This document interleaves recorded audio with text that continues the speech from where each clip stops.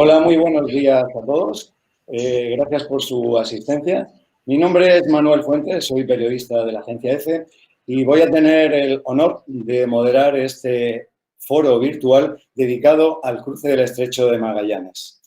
Hace aproximadamente 500 años, 5 naves partieron del puerto de Sanlúcar de Barrameda, capitaneadas por el navegante portugués Fernando de Magallanes, en busca de un paso en el continente americano, al sur del continente americano, que conectara con la ruta de las especias hacia las Islas Molucas. Hoy vamos a analizar esa gesta acompañado de 4 extraordinarios ponentes. Contamos con el profesor José Maza, astrofísico y astrónomo, Premio de Ciencias Exactas 1999 de Chile. La escritora, historiadora y periodista Patricia Stambuk, Céline Cousteau, que es navegante y documentalista, y también con el almirante Víctor Zanelli, que es profesor de navegación y asesor cultural de la Armada de Chile. Queremos dar las gracias a todos ustedes por su asistencia y su participación. Además de este foro, a los que asisten a través de esta plataforma, se unen a nosotros también los asistentes que se conectan con el canal de YouTube de la agencia EFE. Queremos dar las gracias al Gobierno regional de Magallanes y la Antártica chilena que nos han apoyado en la organización de este foro. Y vamos a ver un video que nos ha enviado su intendente, José Fernández, dirigiéndonos unas palabras. En este año en que conmemoramos los 500 años del primer cruce del Estrecho de Magallanes, quiero darle la bienvenida a todos ustedes a este conversatorio denominado Estrecho de Magallanes, un puente sobre el abismo, 500 años de aventura. Agradecer a los patrocinantes, señor Manuel Fuentes, director para América Latina de la agencia EFE, organizadores junto al gobierno regional de este evento y los colaboradores que son la Fundación Prisma Austral, Nuevo Espacio Producciones y la Comisión Fílmica de Magallanes. A los expositores, quienes generosamente dedicarán su tiempo a esta participación. Son pocos los historiadores que se han detenido en los 38 días que demoró el cruce de este paso interoceánico, que dio inicio al descubrimiento del Mar del Sur. La hazaña de este cruce es un tema sobre el cual hay que detenerse.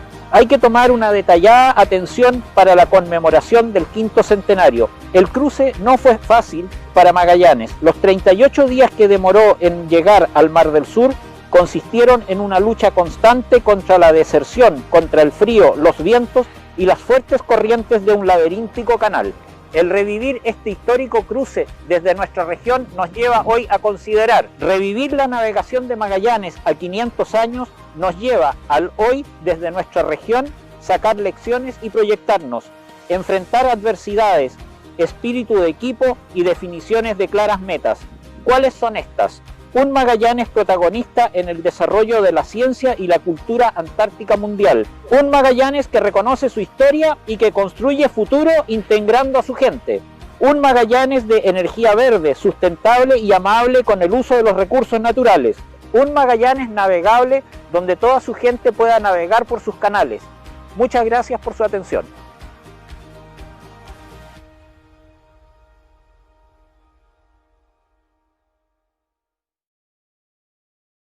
Muchas gracias, señor intendente. Como les decía, nos acompañan 4 ponentes de lujo extraordinarios que nos van a ayudar a entender con ojos de la actualidad, a día de hoy, cómo fue esos 38 días, esas 300 millas náuticas que duró la travesía del estrecho que conectaba a los mares del sur, el Océano Atlántico y el Océano Pacífico. Tenemos con nosotros al profesor Maza. Él es astrofísico, astrónomo por la Universidad de Chile, con la cual está muy vinculado, de hecho sigue dando clases. Él ha desarrollado una investigación de extraordinaria importancia en el estudio de las supernovas. De hecho, sus investigaciones fueron decisivas para el hallazgo de la expansión acelerada del universo que finalmente fue reconocida con el Premio Nobel de Física en el año 2011, cuyos autores, de hecho, reconocieron la importante aportación que había tenido en esa investigación precisamente el profesor Maza. Además, es un extraordinario divulgador de ciencia, capaz de reunir a 6.000 jóvenes para hablar de la exploración que se viene ahora, la del planeta Marte. Y precisamente eso es algo que me gustaría preguntarle al profesor Maza para arrancar este evento sobre el estrecho de Magallanes. ¿Cómo es posible? Hoy en día tenemos herramientas e instrumentos de navegación, de exploración del espacio tremendamente potentes y sofisticados, pero ¿cómo es posible que hace 500 años 265 hombres se hicieran a la mar para buscar un paso al sur del continente americano con unos instrumentos tremendamente rudimentarios? De hecho, incluso creo que los mapas de navegación contenían bastantes errores. ¿Así, profesor? Claro. El problema, bueno, de partida esto era tierra incógnita. Nadie había estado por ahí. Así que mapas reales no había. Era algunas estimaciones. Y una cosa que se puede consignar en la navegación, bueno, el almirante lo puede explicar tal vez mejor que yo explico la parte de astronomía, pero es relativamente fácil para cualquier persona en el globo terráqueo saber a qué latitud está. Porque la latitud basta con mirar el sol, ver el momento en que está lo más alto en el cielo, que está transitando por el meridiano, y si uno tiene una tabla de en qué posición del cielo está el sol día a día, y uno sabe en qué día está, si yo sé que en este momento el sol está en el Ecuador, por ejemplo, si yo veo que transita a 30 grados del Ecuador, significa que estoy a 30 grados. Si lo veo transitar hacia el norte, estoy a 30 grados sur. O sea, la latitud, de hecho, en la narrativa de Magallanes, él siempre supo a qué latitud estaba. Lo que no tenía idea es la longitud, porque como la Tierra da vuelta, el cielo es el mismo en Ciudad del Cabo, que debe estar más o menos como a menos 30, en Montevideo o en Santiago de Chile, porque el cielo la Tierra va rotando y va pasando exactamente el mismo cielo. Entonces, con observaciones en el cielo, uno no puede determinar en qué latitud está. Y bueno, de hecho hay algunos mapas de esa época en que los grandes detalles de América del Sur están en latitud más o menos consignados. ¿Dónde está Río de Janeiro? ¿Dónde está el mar, el mar de la Plata frente a Buenos Aires? Pero la longitud, el mapa está como que lo hubieran movido, lo hubieran distorsionado en longitud. Entonces, claro, la única manera de saber la longitud es tener un buen reloj en el barco que marque la hora de un punto fiducial. Si yo sé que la luna pasa bueno, en España tenían el meridiano de San Fernando, que bueno, tuvo que dar paso al final al meridiano de Greenwich. Si uno tiene un reloj con la hora de San Fernando ahí en Cádiz, en España, y yo sé que la luna pasa a tal hora por el meridiano de ese lugar, si yo veo a qué hora pasa la luna, yo puedo siempre tener una estimación de la hora del lugar donde estoy. Entonces, si yo sé que son las 3 de la tarde y pasa la luna por el meridiano, pero en San Fernando pasa a las 12 del día, significa que yo estoy corrido 3 horas con respecto al meridiano de San Fernando. Una hora son 15 grados, entonces estaría a 45 grados del meridiano de San Fernando. Pero los relojes de navegación,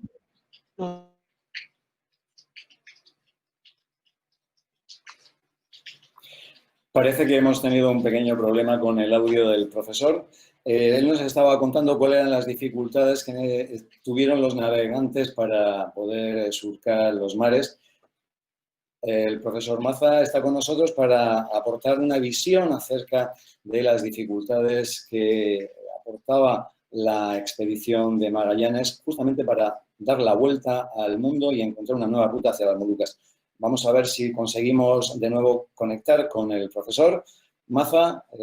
Como decía, es astrofísico y astrónomo, un gran conocedor de la exploración del universo.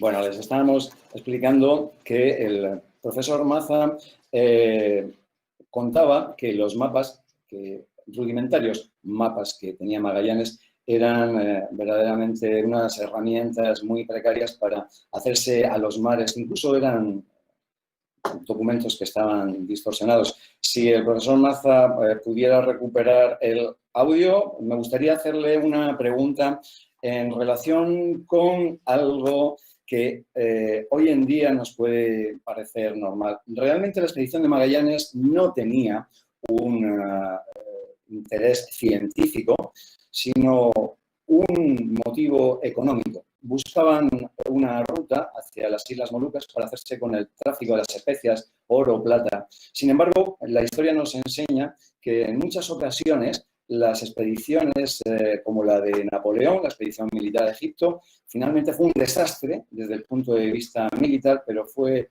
un verdadero avance desde el punto de vista científico. ¿Algo así ocurrió con la expedición de Magallanes? ¿Tuvo algún avance científico? Eso es algo que nos gustaría poder conocer de usted, profesor. Perdón, ¿me escucha? Sí, le repito la pregunta que estaba haciendo. Ya. A ver, la expedición no tuvo un afán científico, era económico. Buscaba una nueva ruta para llegar a las Islas Molucas y hacerse con el tráfico de las especias. Pero, sin embargo, hay ocasiones en la historia, contaba antes, que una expedición militar, por ejemplo, la de Napoleón en Egipto, fue un fracaso y, sin embargo, fue un gran avance científico. ¿Qué ocurrió con la expedición de Magallanes? ¿Fue un avance también, una aportación para la aeronavegación y la ciencia? Bueno, sin duda que lo fue. Fue una hazaña, fue extraordinario, porque, bueno, los barcos, claro, Magallanes sale con 5 barcos de Sanlúcar de Barrameda, pero eran unos barcos, creo que el de mayor calaje tenía 120 toneladas, algo por el estilo. El más chiquitito tenía 85 toneladas, que casi son botes, no son barcos oceánicos de hoy día. Son realmente muy, muy pequeñitos, con una instrumentación muy elemental. Y bueno, incluso Magallanes conocía la ruta a las especies y él la había hecho, pero bajando el África, dando la vuelta por el Cabo de Buena Esperanza y llegando a la India y de la India llegando más allá. Pero nadie tenía una buena conciencia del tamaño de la Tierra. Tanto Colón como Magallanes, los dos estaban equivocados en el tamaño de la Tierra. Colón, que 40 años antes había hecho el viaje y había descubierto América, pensó que la Tierra era mucho más chica y que él en ese trayecto iba a llegar a la India. Colón estaba convencido que él había llegado a la India. Y si uno mira el mapa, uno se da cuenta que él, si uno conecta, digamos, el puerto de Palos en la salida de Colón con la India, él recorrió menos de un tercio. Y afortunadamente se encontró con la sorpresa que había un continente que él ni lo conocía, ni lo había soñado siquiera. Bueno, Magallanes también pensó que la Tierra era más chica, entonces dijo, en vez de darme la vuelta por acá, que es bastante larga y que él la conocía, intentó hacerlo por el otro lado. Era comercial la expedición, pero también había una picaresca que tiene algo que ver con la astronomía.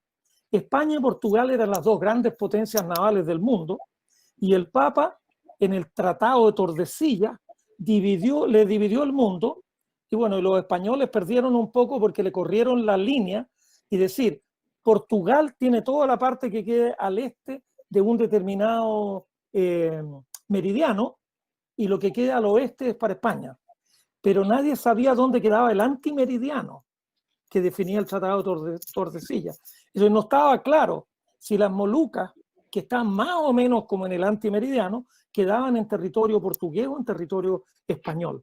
Entonces la idea era demostrar que las Molucas, como la parte española era, digamos, Sudamérica y para allá, bueno, la punta de Brasil quedaba dentro del territorio portugués. Por eso Brasil fue colonizado por Portugal. Pero las Molucas, había una duda razonable si quedaban pero Magallanes pensó, Magallanes navegó 98 días sin parar, sin ver tierra, saliendo desde Chile, se fue en diagonal hasta la isla de Guam. Se le morían los hombres, realmente una navegación terrible 98 días en el agua, porque pensó que el Océano Pacífico era incluso tal vez más chico que el Atlántico. Y se encontró con la sorpresa de que el Pacífico es lo que es.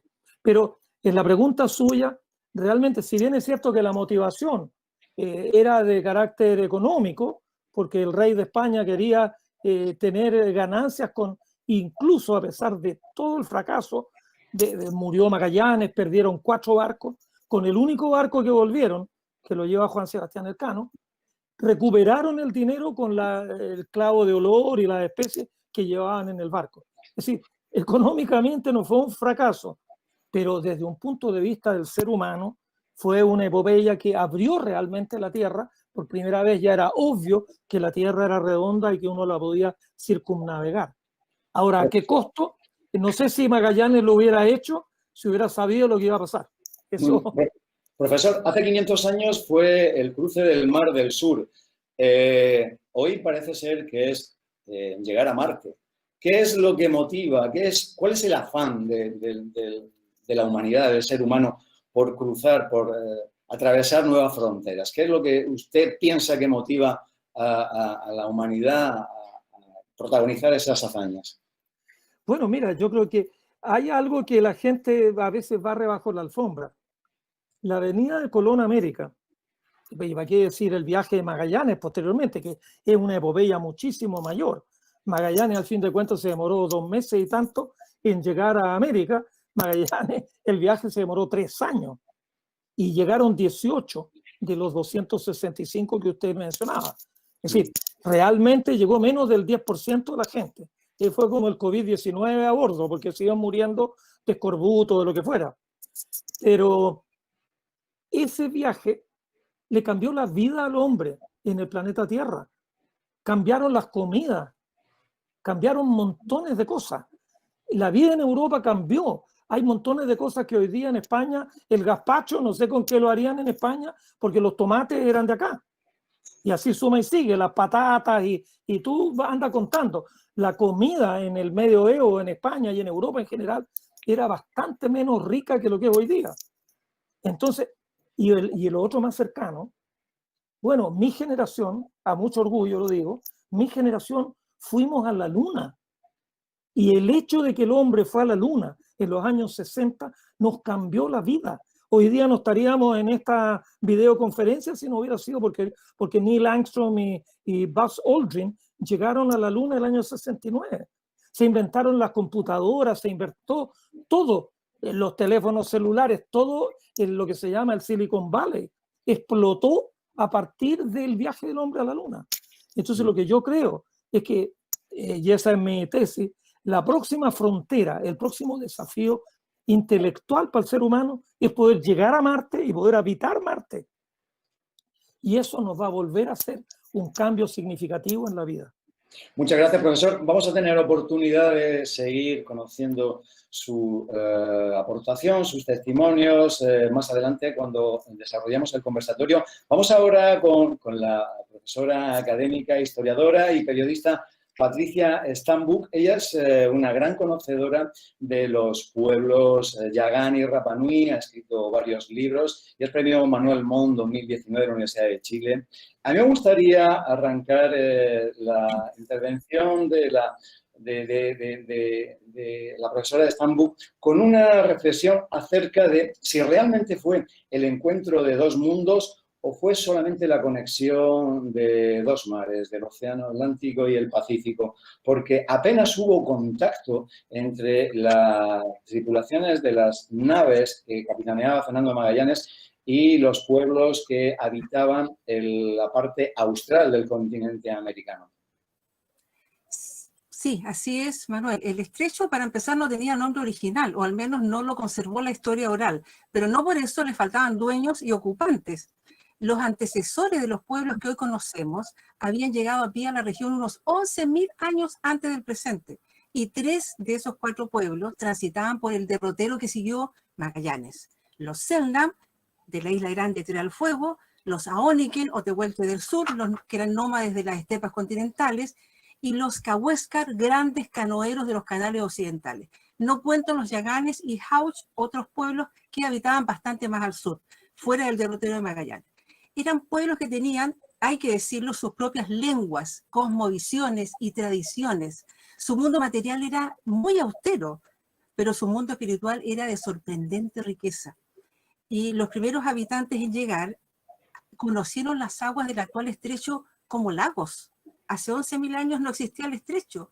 Incluso cruzaron el puente de tierra que unía la península con la actual Isla Grande de Tierra del Fuego. Y allí hay una analogía con el título que lleva este foro, ¿no? Este puente hacia el abismo. Pero las aguas subieron, como están subiendo ahora, con los deshielos. Se formó el estrecho, porque se hundió entonces este paso, se formó el estrecho y los Selknam se convirtieron en isleños hace unos 8.000 años.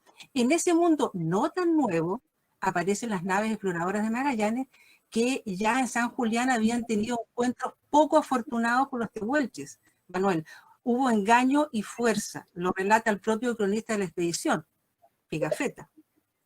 Y allí entonces sí se produce, cuando uno de los patagones apresados es subido a la nave capitana La Trinidad, una conexión cultural real, pero no fue en el estrecho.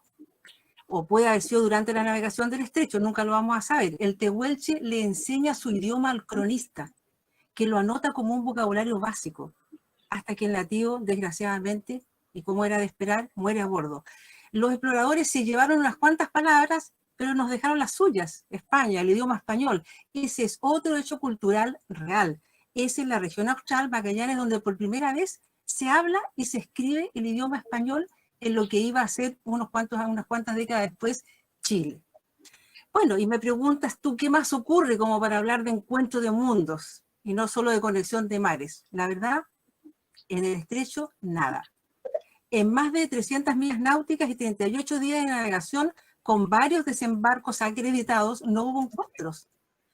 Conjeturo, teniendo en cuenta el gran nomadismo de nuestros pueblos australes, tanto los nómades de mar como los nómades de tierra, que alcanzaron a recibir información sobre lo ocurrido en San Julián y se ocultaron. No necesitaban tecnología para comunicarse, les bastaba el tiempo y la caminata. Una conjetura que por lo demás suma a lo que nos ha entregado la historiografía, pero prefiero dejar esas otras conjeturas para otro foro. Hay dudas en realidad que nunca van a ser despejadas, pero es muy extraña la ausencia, casi en verano, de las tribus locales. En el trayecto, pensemos, hubo salvas de cañonazos en varias ocasiones para celebrar las buenas noticias, que deben haber retumbado esos cañonazos en los canales. Y así entonces el célebre paso de Magallanes quedó registrado en la historia con un solo punto de vista, el de quienes podían escribirlo. Sí, justamente eso es lo que iba a comentar. ¿Cree usted que el cronista Antonio Pigafetta, este navegante florentino que acompañaba la expedición de Magallanes, contó solo la versión de los colonizadores? Porque yo tengo entendido que usted echa en falta el testimonio de los pobladores, que ellos no contaron, no dejaron, o no conocemos, lamentablemente, cuál fue la impresión que ellos tuvieron cuando aparecieron las naves para cruzar todos esos fiordos y pasos tan angostos. No, ellos solo lo podemos imaginar. Yo lo he imaginado en un cuento que acabo de escribir porque me parecía tan penoso que no hubiera la historia oral, que sí la hay. Hay historia oral con el diluvio. Hay historia oral incluso con la conformación del archipiélago magallánico, pero no la hay con la aparición de estas naves. Hubo muchos encuentros posteriormente, pero ¿qué acredita Pigafetta? Que hubo encuentros, y también con bastante honestidad en lo que se transcribió de sus originales, bastante tiempo después de que él los escribió, y que realmente no hubo un comportamiento muy adecuado con ellos, porque lo que se pretendía era apresar a unos cuantos y echarlos a bordo. Entonces el encuentro no fue feliz, pero en ningún momento de lo que él relata se advierte que hubo animosidad de parte de los nativos con respecto a estos navegantes. Usted se podrá imaginar cuando hay, ustedes se podrán imaginar cuando hay una embarcación que excede, aquí tengo una canoa, que excede con creces el tamaño de esta canoa, que era lo único que podían haber visto los tehuelches de sus hermanos nativos, los alacalufes o cahuescas, qué impresión es la de esta casa flotante, debe ser tremenda. Y eso es lo que yo pretendí contar en este cuento, que he publicado recientemente, ¿no? Pero memoria oral hay de otras cosas, de otras situaciones, pero no de esto. Patricia, ¿considera usted que es adecuado, pertinente, revisar este hecho histórico a la luz de estas consideraciones que hoy manejamos? La verdad es que no, jamás podríamos hacerlo. Yo soy periodista, soy escritora, pero creo que hay visiones críticas sobre el concepto de descubrimiento y sobre todo respecto a la cruenta colonización en la Patagonia y en Tierra del Fuego, que es otra historia de 4 siglos después, que hay que revivirla, de acuerdo, pero no tiene que ver con el descubrimiento, que no fue descubrimiento por todo lo que he contado, porque el mundo está aquí y es bastante completo, con cosmogonías y con lenguas y todo. Comparto esas críticas, pero ¿de qué valdría juzgar e impugnar el pasado y derribar a los culpables de sus estatuas si no estamos dispuestos a construir un buen futuro? Y yo creo que efectivamente estamos situados hoy en la mitad de un milenio, 500 años hacia atrás, 500 años hacia adelante, y la responsabilidad nuestra son los 500 años hacia adelante. Veamos el pasado como una consideración ineludible, una reflexión ineludible, y pensemos en el futuro como una responsabilidad, porque el estrecho es una enorme responsabilidad, es un estrecho de paz, es una reserva mundial de algas con sorprendentes bosques sumergidos que actúan por lo demás como fuente de regulación climática y contribuyen a reducir el efecto invernadero. Y Chile tiene, y Magallanes en especial, la responsabilidad de preservar estas riquezas, estos ecosistemas frágiles y únicos. Y para ello es preciso tener activistas, palabra que a algunos les suena terrible, vigilantes y defensores. En este próximo siglo tenemos que cumplir con planificar más parques marinos, promover el consumo de peces salvajes y soñar con pequeños poblamientos incluso en sus márgenes, como vemos en algunos países nórdicos. Hay Sí, perdón.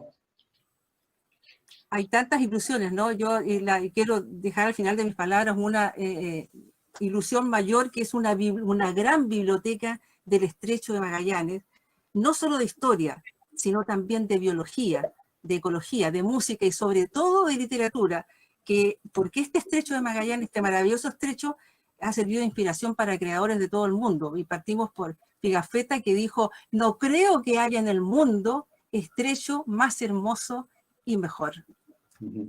Pues justamente esa reflexión que hace usted, Patricia, acerca de la importancia que tiene esa reserva natural privilegiada que hay en torno al Estrecho de Magallanes, es algo que conoce muy bien nuestra próxima invitada, que es Céline Cousteau. Ella es navegante, es exploradora, es documentalista y además es embajadora de la ONU para la limpieza de los océanos. Céline, muchísimas gracias por su participación. Me gustaría que hiciera una reflexión acerca precisamente de esto, de ese valor que tiene el patrimonio humano y cultural del Estrecho de Magallanes, que usted conoce también.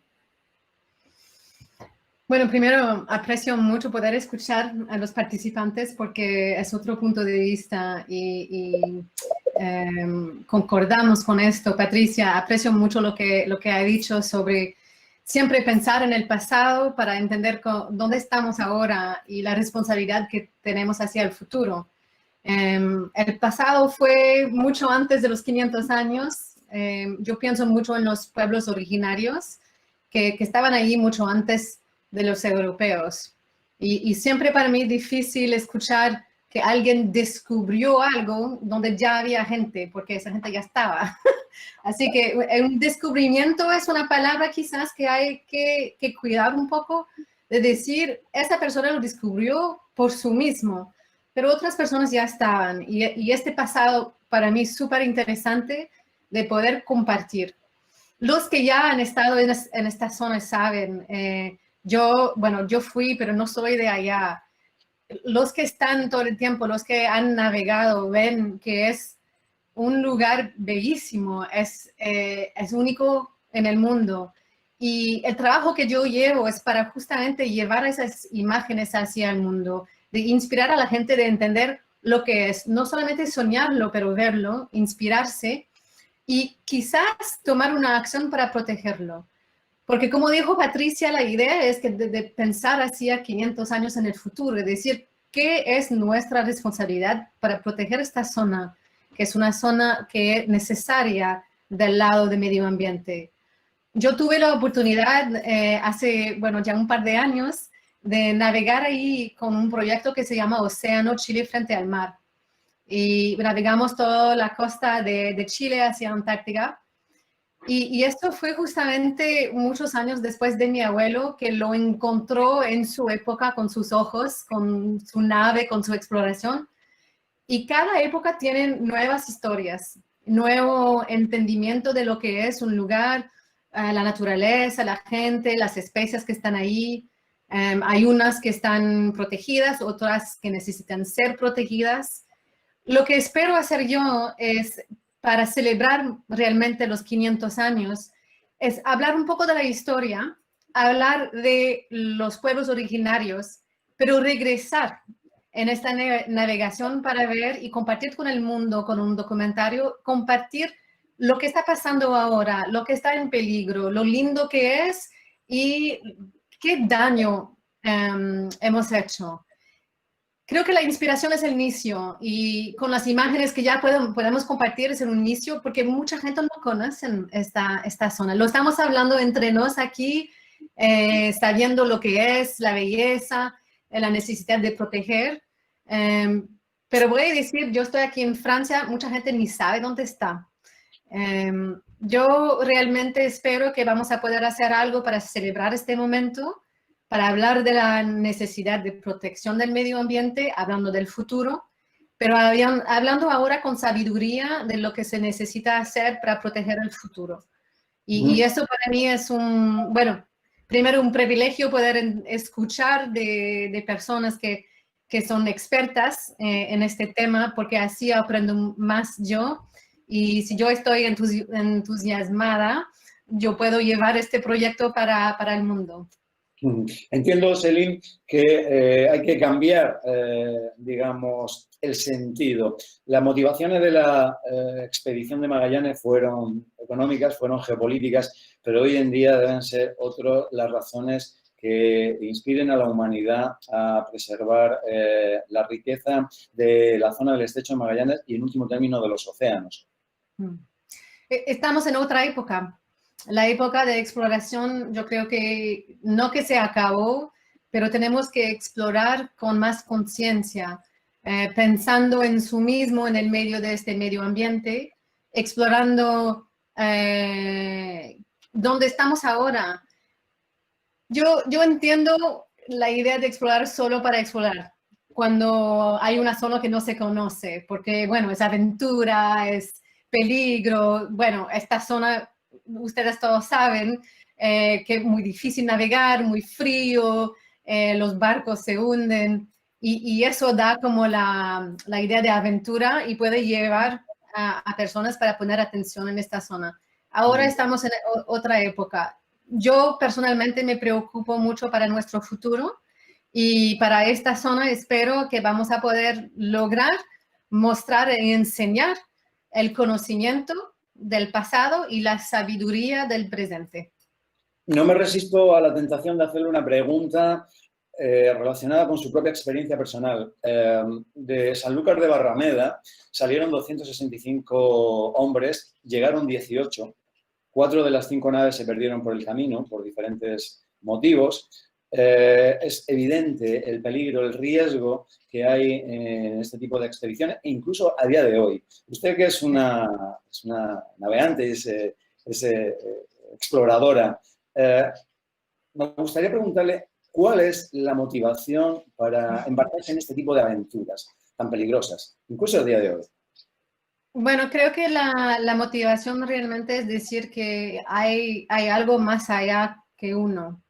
Y a veces hay que ir adelante, aunque hay peligros, pero todos los peligros, mira, yo tengo una familia, yo siempre voy a regresar a casa y creo que los peligros se miden, no sé si es la palabra en español.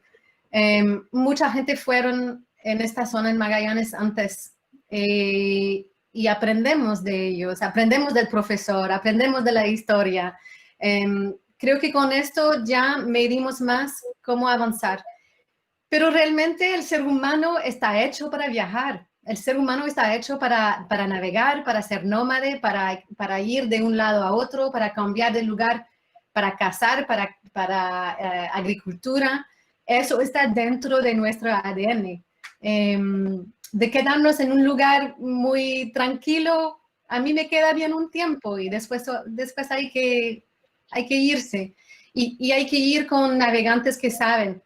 Me estás hablando como navegante, pero yo creo que soy muy pequeña al lado de muchos otros que hacen esto todo el tiempo. Los que navegan para su trabajo, los que navegan por el deseo de siempre estar en el mar, yo admiro. Muchas gracias, Selim. Precisamente nuestro siguiente invitado es alguien que navega porque es su profesión. De hecho, enseña a navegar. Fue profesor de navegación de la Armada de Chile, el almirante Víctor Sanelli. Él es asesor cultural de la Armada y es un gran conocedor del Estrecho de Magallanes. Lo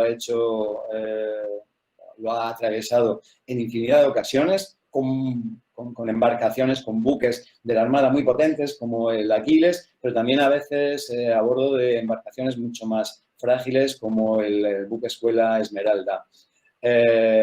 Bienvenido, almirante. Me gustaría preguntarle acerca de la importancia que tuvo la hazaña de Magallanes, esa travesía de 38 días y 300 millas náuticas que podía haber tenido un desenlace fatal, porque realmente, usted lo sabe bien como profesor de navegación, era muy fácil perderse entre los canales, entre los fiordos e incluso encallar. ¿No es así? Perfecto, muchas gracias, Manuel. Felicidades a todos los que me precedieron. Felicidades también, Selim, muy interesante. Yo creo que esta pasión por la navegación es muy importante. Como comentaste, yo fui comandante del buque Escuela Esmeralda. Tuve ese gran privilegio y me tocó navegar la ruta que hizo Vasco da Gama, mucho antes que Magallanes zarpara con su expedición de Sanlúcar de Barrameda, y pude experimentar lo que era el Cabo Buena Esperanza o el Cabo de las Tormentas, bautizado así por Bartolomé Díaz, después de haber estado en Sudáfrica, crucé el Atlántico, con todos los instrumentos de navegación habidos y por haber, con GPS, navegador satelital, corredera, radares, etc. Voy a Buenos Aires, parte de mi navegación hacia el sur de Chile, y cuando estoy entrando por la boca oriental del Estrecho de Magallanes, que venía con los 2.700 metros cuadrados de vela que tiene el buque Escuela Esmeralda, se acaba el viento de repente y muy fácil, maniobra general, a subir a los palos, se cargan las velas, el aparejo, todo, motor y adentro. Y ahí yo le preguntaba y le comentaba a mi segundo comandante, Andrés, ¿cómo habrá sido esto hace casi 500 años, cuando llegaron a este lugar, sin tener cartas de navegación, sin tener conocimientos de la batimetría, sin tener conocimiento de los vientos que iban a afrontar, sin tener conocimiento de las corrientes, los cambios de marea, las amplitudes, etc. Y llegan a este lugar y lo primero que hace un experimentado navegante que llegaba a Magallanes, porque Magallanes se supo asesorar muy bien. Él no llegó sin conocimientos de la nada. Él llegó con dos navegantes muy importantes, además de su cronista Pigafetta. Uno era Andrés de San Martín, que ya había estado con Américo Vespucio, y el otro era un navegante griego cosmógrafo, que era Francisco Albo. Francisco Albo, llegando el 21 de octubre, que es lo que nos convoca ahora, el 21 de octubre, él toma la altura del Sol, como explicó el doctor Massa, determina la latitud, y el error de latitud en esa época, comparado con la de ahora, fue un par de millas solamente. Y justamente fue un 21 de octubre que lo registra en su derrotero, que después lo toma Pigafetta, y dice, tomé la altura del Sol en los 52 grados limpios de latitud austral, latitud sur. O sea, hace 500 años, cómo una persona logra con tanta exactitud llegar a ese punto. Y recuerda Pigafetta, ¿por qué 21 de octubre? Porque ese día celebramos el onomástico de Santa Úrsula, de las 11.000 vírgenes. Por eso la primera punta de entrada al estrecho de Magallanes, que es lo que nos convoca a hablar ahora, la travesía, porque se habla mucho, dice, pasó de un océano al otro, pero fueron 38 días muy sufridos, 38 días en embarcaciones que la más grande tenía 23 metros de eslora, como decía el profesor, y siempre puso a la vanguardia a la Victoria. La nao Victoria, que era una de las más pequeñas, la puso a cargo del navegante y cosmógrafo Andrés de San Martín, porque él sabía, tan experimentado, llegan, entran y fondean en lo que ahora en el estrecho de Magallanes se llama Bahía Posesión. Ahí Magallanes ordena desembarcar una persona que era Joao Carvalho, Juan Carvalho en la historia, porque si uno entra por la boca oriental del estrecho, uno ve una planicie uno no puede ver el saco, qué es lo que hay al fondo, porque hay 50 millas todavía hacia adelante y uno no ve si es una simple bahía o si tiene alguna salida. Ahí desembarca y ese es el primer testimonio de que una persona el 21 de octubre tocó lo que posteriormente fue territorio de Chile. Y ese lugar, porque Magallanes ve desde el mar una especie de colina, una montañita de no más de 100 metros de altura, 105 metros, que ahora se conoce como Monte Dinero, y ahí pudieron ver que seguía. Bueno, ahí partió esta navegación. Magallanes mandaba embarcaciones de vanguardia para explorar, y resulta que llegan a la primera, lo que conocemos ahora, no sé si ahí está el mapa, a la primera angostura, sigue la navegación, y recién el día 1 de noviembre, o sea, imagínense que estamos llegando el 21 de octubre, el día de Santa Úrsula. Para mí y para todos los marinos y todos los que queremos y tenemos esta pasión marítima, es el descubrimiento de Chile por el sur y por el mar, exactamente 16 años antes que lo hiciera Diego Almagro. Bueno, pueden pasar las angosturas que ustedes ven en el mapa de navegación, y el 1 de noviembre logran cruzar, y por eso personas, y también quedó testimoniado que un nombre del estrecho, además del que le dio Pigafetta como el estrecho patagónico, también lo nombran como el estrecho La Victoria, porque era la nao Victoria la que iba en la vanguardia, o el estrecho de las 11.000 vírgenes, o el estrecho de Todos los Santos, porque justo cruzó el 1 de noviembre. Bien, si ustedes siguen navegando, siguen la flecha, donde está la vela de la nao Victoria, ahí hay una isla y se bifurca nuevamente este estrecho, que la verdad que ahí Magallanes manda a 2 naos a inspeccionar. Pudo haber entrado por ahí donde yo coloco Canal Magdalena. ¿Qué pasa? Si Magallanes hubiese entrado por el Canal Magdalena, ahí los laberintos de tantas islas se angostan, se achican, y los vientos que producen con unas naos de 3 velas y un timón de madera hubiesen encallado y no hubiésemos sabido nunca de esta expedición. Es decir, había más posibilidades entonces de fracasar que de finalmente encontrar la desembocadura. Pero por supuesto, o sea, esto es increíble. Si vemos nuevamente la imagen, ahí coloqué también el cabo Froward. Ese es el punto más austral de la masa continental de América, que está en 54 grados sur. Pensemos que el Cabo de Buena Esperanza está en los 34. Esto está en los 54. Nadie antes tenía registro de haber cruzado el extremo más austral del continente americano, porque de ahí hacia el sur es un laberinto de islas que después pasa mucho tiempo para poder investigar, hidrografiar, hacer batimetría y cartografía.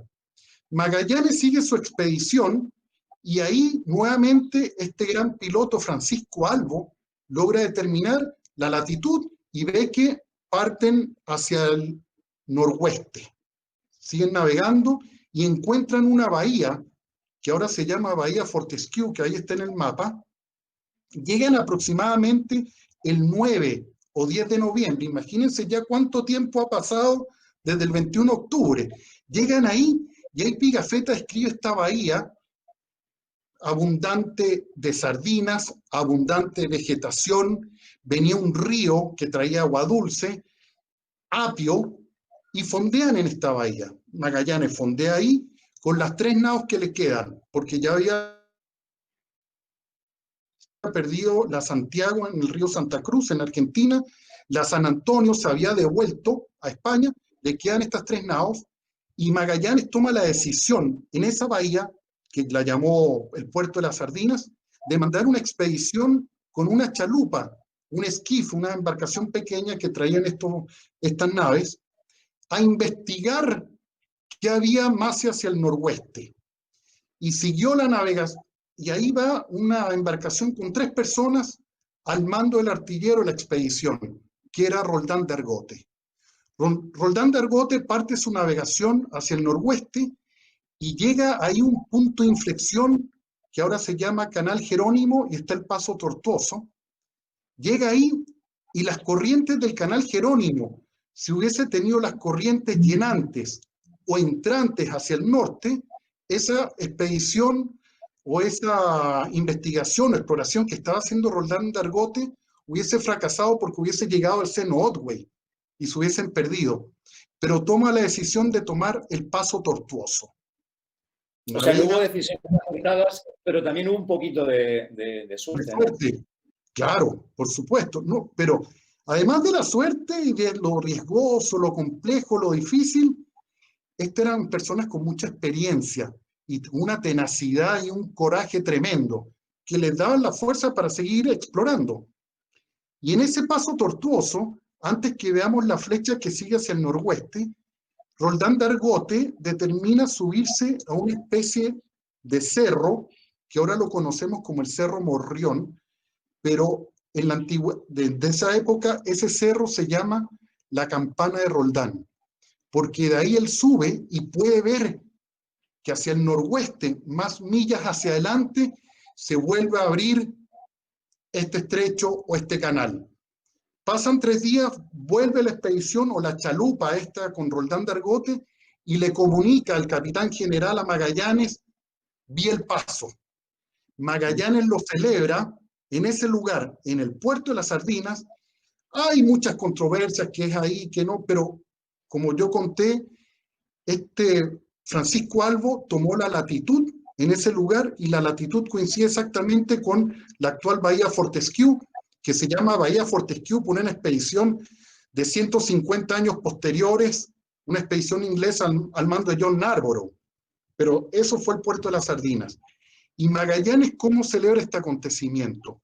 ¿Cómo toma posesión? Porque en las capitulaciones de Valladolid, donde el rey Carlos I le dice todo lo que tiene que hacer, llega a un lugar y tomar posesión para España, o Castilla y Aragón. Y lo hace con una Eucaristía. Y ahí dispone que el capellán de la expedición, que era Fray Pedro de Valderrama, en la expedición venían 2 capellanes. Uno es desembarcado en San Julián con Juan de Cartagena y el otro acompaña a Magallanes hasta que muere Magallanes después en 1521. Y aquí colocan una cruz y registran lo que fue la primera Eucaristía en un territorio que posteriormente fue Chile. Y eso fue el 11 de noviembre de 1520. En ese mismo lugar, ahora el 26 de junio recién pasado, se colocó una cruz en el mismo lugar, en una punta que ahora se va a llamar, porque la toponimia de esta zona la vamos a cambiar un poco para recordar a estos grandes navegantes. Y si ustedes ven las islas frente a Fortescue, hay 3 islas innominadas que se llaman Islas Charles, hay 3.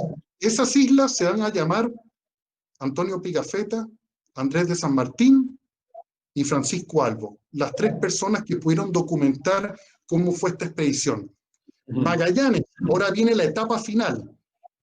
Ustedes ven el paso largo que ya desemboca en el Mar del Sur, bautizado así por Balboa en 1513. Esa travesía de 7, 8 días hasta el 28 de noviembre no fue fácil, porque ahí los vientos se vuelven a encajonar y se forma un efecto como de tobera, y la velocidad del viento agarra una impresionante.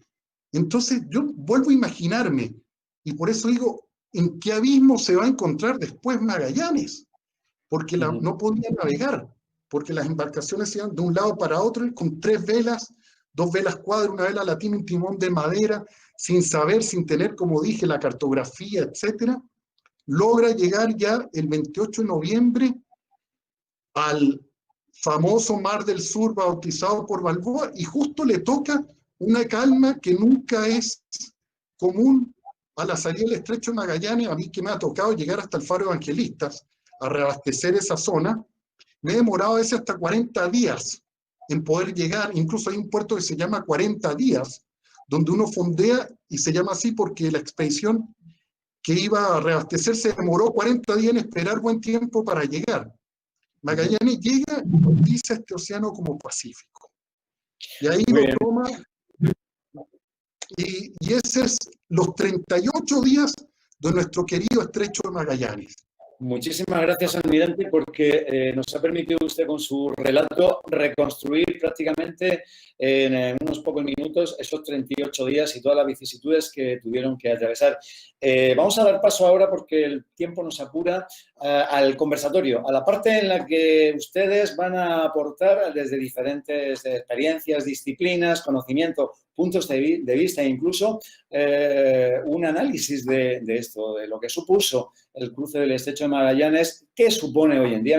Me gustaría que esta fuera la reflexión inicial, completamente abierta. Pueden ustedes, por supuesto, interrumpirse, intervenir unos u otros, ya no hay un orden establecido. Y me gustaría, antes, eso sí, quiero decir a todos los que amablemente nos están siguiendo, tanto por la plataforma como invitados, como a través del canal de YouTube de la Agencia EFE, que pueden hacer llegarnos sus preguntas, los que están, por supuesto, invitados en la plataforma, pueden hacer llegar sus preguntas, porque en la última tramo de este foro virtual vamos a incorporar esas cuestiones que ustedes nos hacen llegar amablemente. Y me gustaría justamente iniciar el conversatorio con una pregunta muy abierta. ¿Qué supone a día de hoy, desde diferentes ángulos, experiencias y disciplinas científicas, personales, experiencias personales, etcétera, qué supone el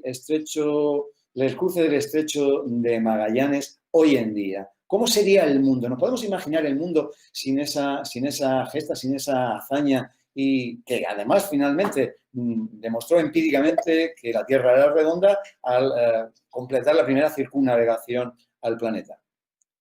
Adelante, cualquiera puede iniciar el conversatorio.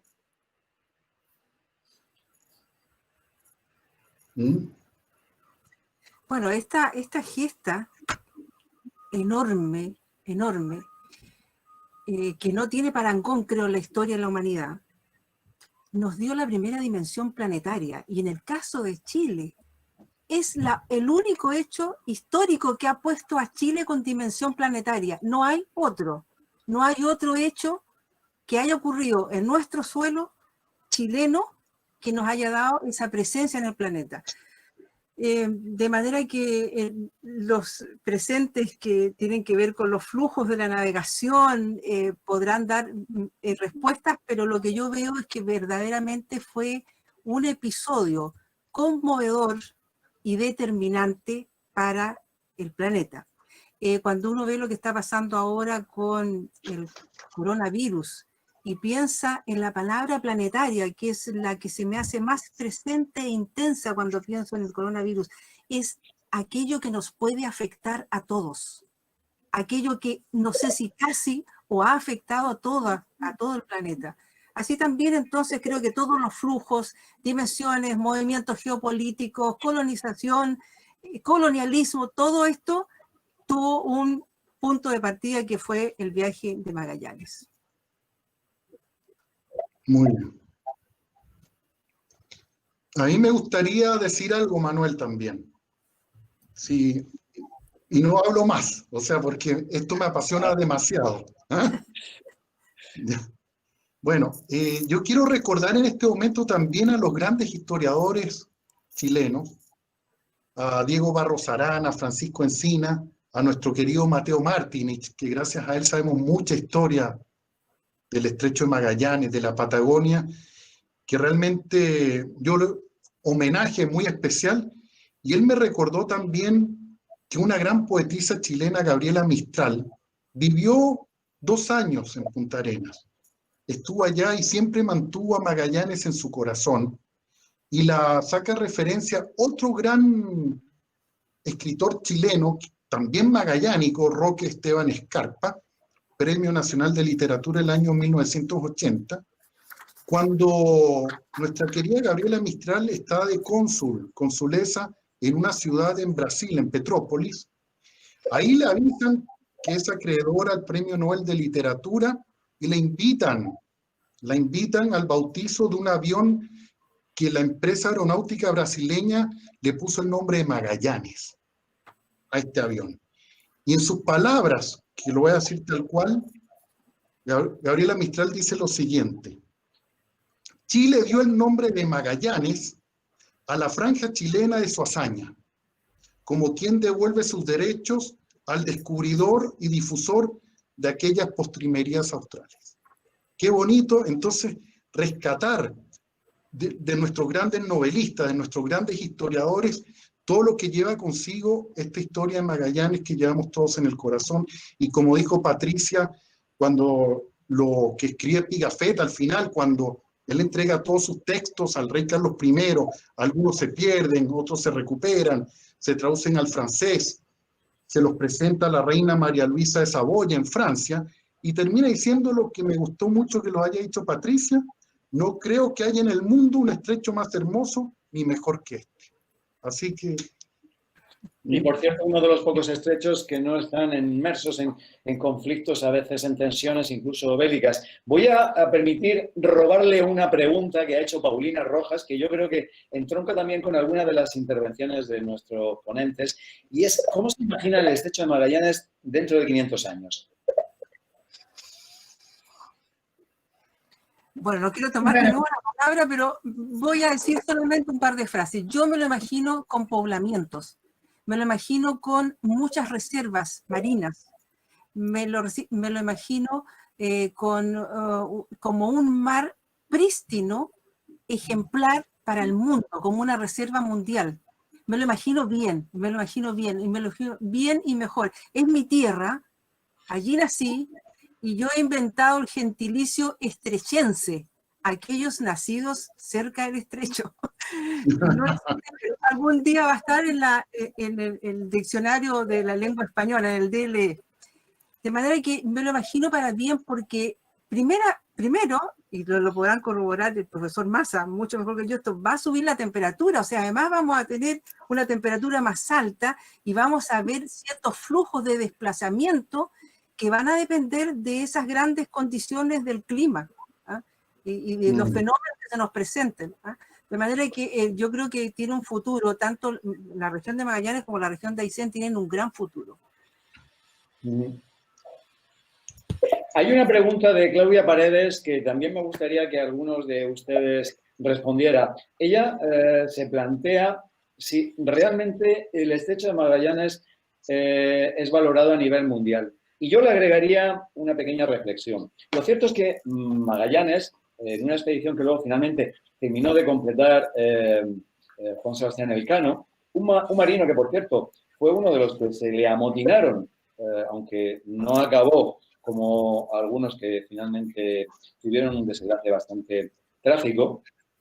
Lo cierto es que esa hazaña algunos consideran que sirvió de poco, porque en aquella época Hernán Cortés había conquistado México actual, y la corona de Castilla y Aragón perdió su interés en esa ruta que tanto había costado encontrar. Es decir, el afán era llegar a las Islas Molucas para hacerse con el tráfico de las especias, oro y tal, pero sin embargo España perdió pronto el interés en esa ruta. ¿Cuál es la importancia del estrecho Magallanes? ¿Es realmente valorado hoy en día? Oye, ¿puedo hablar de nuevo, no? Sí. Bueno, la verdad que después de que Magallanes y termina la expedición, ahí ya confirman que el antimeridiano, como decía el profesor Massa, estaban las islas en territorio portugués. Entonces, ya el interés de España por estas islas de las especias, las Molucas, para que nos ubiquemos bien, es como Indonesia. Ahí están las Molucas. Ahí perdió el interés y partió su interés en la otra parte de América, la parte más al norte. O sea, no era el paso el paso por el sur tan estratégico como se pensó en un principio. Por eso, porque había otra forma de llegar a la parte que realmente Castilla y Aragón querían colonizar. ¿Ves? Hasta la época de Sarmiento de Gamboa, porque empiezan los ingleses ya a entrar por el estrecho de Magallanes, viene la expedición de Drake, etc. Y ya parte ya Sarmiento de Gamboa, por instrucciones del rey, volver a hacer las expediciones, pero de occidente a oriente del estrecho de Magallanes. Y ahí parte la ciudad Nombre de Jesús, que está en la boca oriental del estrecho, la ciudad Rey Felipe o Puerto del Hambre, y ahí parte recién, pero yo creo que, y también me gusta destacar en todas estas cosas, cuando el estrecho de Magallanes empieza a tomar la real importancia que nosotros le damos como chilenos, como navegantes, es con la visión de O'Higgins. O'Higgins en su visión antes de morir siempre dijo Magallanes, Magallanes, y recién se toma posesión por Chile en 1843, y de ahí parte la serie de expediciones hidrográficas, nombrar los prácticos, la red de faros, porque navegar por el estrecho es un patrimonio cultural arquitectónico tremendo. Hay 10 faros centenarios preciosos, que son las cosas que yo creo que después hay que mostrar, y mostrar a Chile y el estrecho de Magallanes la soberanía, mostrar nuestra bandera, mostrar la belleza que tenemos en este país tan precioso. Eso es lo que me gustaría. Y que no estemos celebrando, perdón Manuel, a lo mejor el próximo año son 501 años. No nos olvidemos, esto tenemos que verlo todos los años, o no vamos a esperar hasta el 2120 para celebrar los 600 años. Tenemos que estar todos los años haciendo referencia a lo lindo que es nuestro territorio austral. Por eso. Hay una pregunta, una reflexión de Elías Barcicevic, que fue director de comunicación durante muchos años, de comunicación y educación del Instituto Antártico Chileno, que se refiere a la hipótesis de Peter Frankopan como las rutas como una manera de mover la historia. En ese sentido, Elías pregunta de a qué ruta material o simbólica responde hoy el estrecho de Magallanes. Tal vez expertos en la exploración del universo, como el profesor Maza, o una exploradora y documentalista como Céline Cousteau, podrían abundar en ese aspecto simbólico de la ruta del estrecho de Magallanes. Yo pienso que el profesor Massa debería empezar, yo después hablo. Oh, no, mira, en realidad la verdad es que déjame hacer un pequeño comentario, que yo creo que hay que también, la personalidad de Magallanes me parece extraordinaria, y si bien es cierto que la expedición tuvo un carácter económico y le podemos poner todo lo que fue, no se puede dejar de reconocer que Magallanes fue el iluminado así como simbólicamente, que él estaba convencido que había que explorar esa ruta. Esa ruta él no la conocía. Se lo propuso 4 veces al rey de Portugal. Y el rey de Portugal nunca, bueno, creo que la 4ª vez ni siquiera lo saludó. Y Magallanes estaba tan convencido que eso valía la pena hacerlo, que fue con un cartógrafo portugués a convencer al rey de España, se hizo ciudadano español, por lo menos se radicó en Sevilla y fue a convencer al rey español. Y el rey español lo toma, claro, se consiguió plata prestada con los banqueros, como casi siempre hacían los reyes, para hacer esta aventura. Pero era una idea original, tal como ponen en las películas, idea original de fulanito. La idea original de hacer esto era de Magallanes. Y no tan solo tuvo la idea, sino que la llevó a la práctica, y en esa práctica, bueno, termina por perder la vida. Yo lo encuentro extraordinario. Bueno, antes le preguntaban a Celín qué lleva a alguien a navegar. Había algo, un sonambulismo en Magallanes, que estaba convencido que eso es lo que tenía que hacer él como persona. Y eso yo encuentro que Magallanes, incluso en Chile, no tiene, no sé, la estatura histórica que debería de tener. Realmente creo que fue, y por otro lado también un comentario de lo que dice Patricia. Chile ha tenido dos momentos en que a lo mejor tiene características planetarias. Uno fue el viaje de Magallanes, en que el sur de Chile estuvo en el foco del mundo, pero hoy día el norte de Chile y los observatorios astronómicos son el ojo del mundo para mirar el cosmos. Cualquier astrónomo de cualquier parte del mundo sabe hoy día que si viene a Chile tiene la mirada del universo. Es curioso que en Chile, en los dos extremos, hemos tenido protagonismo, pero la astronomía hoy día la tiene porque el norte de Chile, el desierto de Atacama, es una realidad espectacular. Ya está como la mitad de los telescopios de todo el mundo instalados en suelo chileno, y la cantidad de telescopios sigue creciendo en bueno, no cada año, porque se demora mucho en construir un telescopio. La próxima década, dos de los 3 más grandes del mundo van a estar en suelo chileno. Así que ahora, yo creo que, perdón, una cosa que no, bueno, el almirante sabe tanto más que yo. Me he quedado callado porque yo sé harto menos que todos los otros participantes de este tema, pero la ruta del Estrecho de Magallanes perdió protagonismo, bueno, al comenzar el siglo XX, entiendo, cuando se inaugura el Estrecho de Panamá.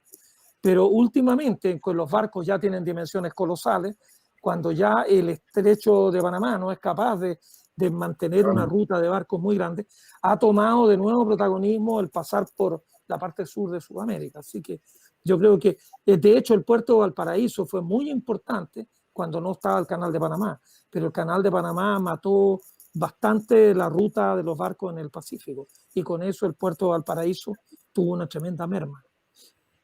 Celín, en su opinión, ¿qué es lo que necesita el Estrecho de Magallanes para seguir siendo, en el aspecto conservacionista, para seguir siendo la maravilla que es actualmente? ¿Qué es lo que habría que hacer? Bueno, primero, todo lo que estamos diciendo sobre esa idea de la necesidad de navegar, de explorar, creo que hay que valorar lo que es el Estrecho de Magallanes. Primero, por los chilenos, de tener un orgullo que eso es parte de sus tierras, que esas tierras están allí con pueblos originarios desde antes de nosotros, desde antes de esos 500 años.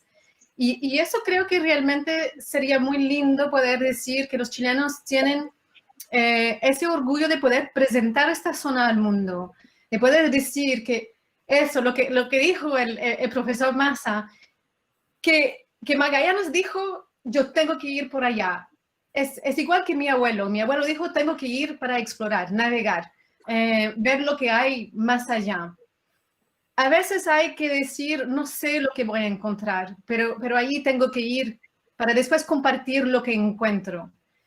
Creo que tenemos mucho que explorar todavía en el día de hoy, en la época en la cual estamos, que estamos muy frágil como especie. Patricia ha hablado un poco del coronavirus, que estamos viendo que todo el mundo está conectado. Y yo creo que eso es una oportunidad para Chile, para los chilenos, para los de esta zona de Magallanes, de decir, todos nosotros en el planeta estamos conectados a esta zona por la historia, por las conexiones entre Europa y esta zona, por las conexiones medioambientales, por la historia cultural, por los pueblos originarios. Yo puedo hacer mucha conexión también con esos pueblos. Yo trabajo mucho en Amazonas brasilero, con indígenas en una zona de Amazonas que, bueno, está amenazada. Y esta no es una historia nueva, es desde siempre.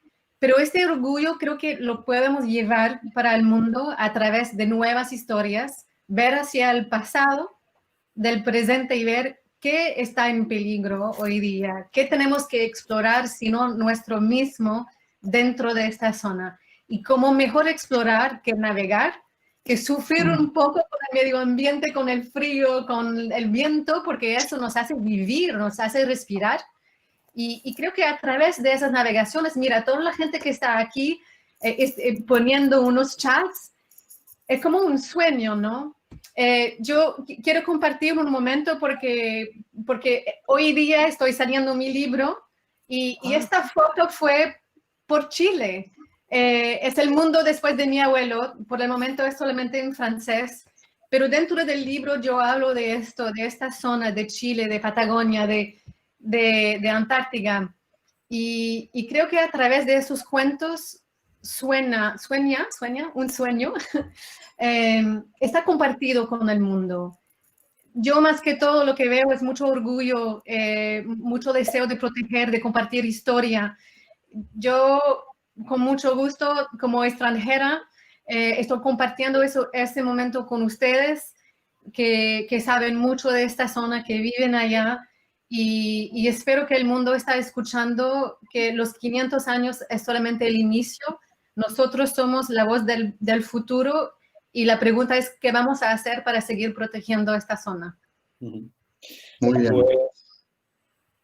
Pues, con estas hermosas palabras, con esta bella reflexión de Céline Cousteau, vamos a tener por la hora ya que finalizar el foro virtual, no sin antes darles las gracias a nuestros destacados ponentes, a Céline Cousteau, al profesor José Maza, al almirante Víctor Fanelli y a la profesora Patricia Stambuk. Muchísimas gracias también a todos ustedes por asistir y participar a través de las preguntas en este evento.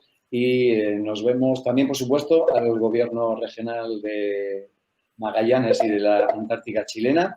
Y, bueno, nos veremos pronto en el próximo F-Forum. Muchísimas gracias. Gracias. Gracias a ti, Manuel, por la invitación. Oye, un dato. Anualmente cruzan el Estrecho de Magallanes 2.300 naves. Y 500 años después, siglo XXI, todavía tienen que usar prácticos autorizados. Imagínense 500 años atrás que no habían prácticos y no sabían dónde iba y ahora se sigue usando. 2.300 naves. Pues ese interesante dato pone de manifiesto la vigencia y la importancia de algo que ocurrió hace 500 años y que ahora vamos a ver, seguro todos vamos a considerar de una manera mucho más probablemente afectuosa, mucho más con mayor conocimiento, gracias a las aportaciones de nuestros 4 conferenciantes, nuestros 4 ponentes, a los que reitero nuestro agradecimiento. Hasta pronto y muchísimas gracias. Muchas gracias. Gracias a todos. Gracias.